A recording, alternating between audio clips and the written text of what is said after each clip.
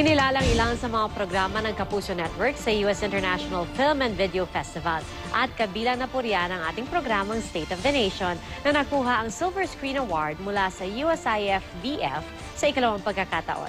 Narito ang report ni Tina Panganiban Perez.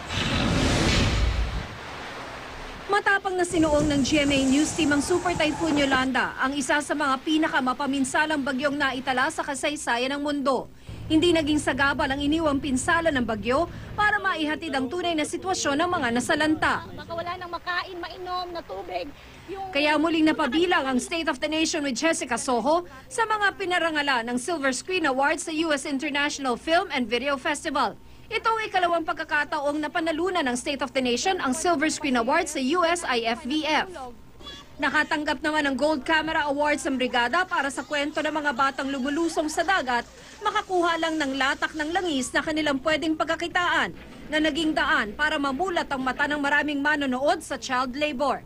Napanalunan din ang wagas ang pinakamataas na papuri ng USIF-VF para sa episode nito kung saan tampok ang kwento ng isang lalaking nagpatotoo na walang pwedeng maging hadlang sa tunay na pag-ibig kahit pa ang cerebral palsy. 2 Silver Screen Awards naman ang iginawad sa real time.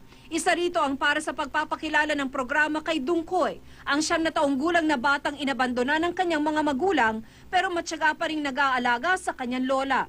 Marami rin ang napukaw sa kwento ng mga komunidad na hindi naaabot ng tulong ng gobyerno, mga naghihirap na residente sa mga lugar na ni hindi man lang nakalista sa mapa ng Pilipinas. Pinarangalan din ang front row ng Silver Screen Award para sa kwento ng ulilang si Princess, ang 10 taong gulang na batang maghapong nagtatrabaho para buhayin ng 3 iba pa niyang kapatid. Naulila rin ang batang si Rafael nang manalasa ang bagyong Yolanda. Isa lang siya sa milyong-milyong survivor na hindi alam kung paano magsisimula.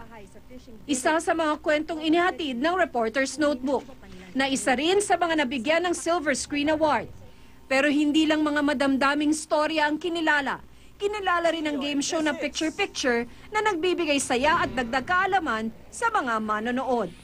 Tina Panganiban Perez, GMA News.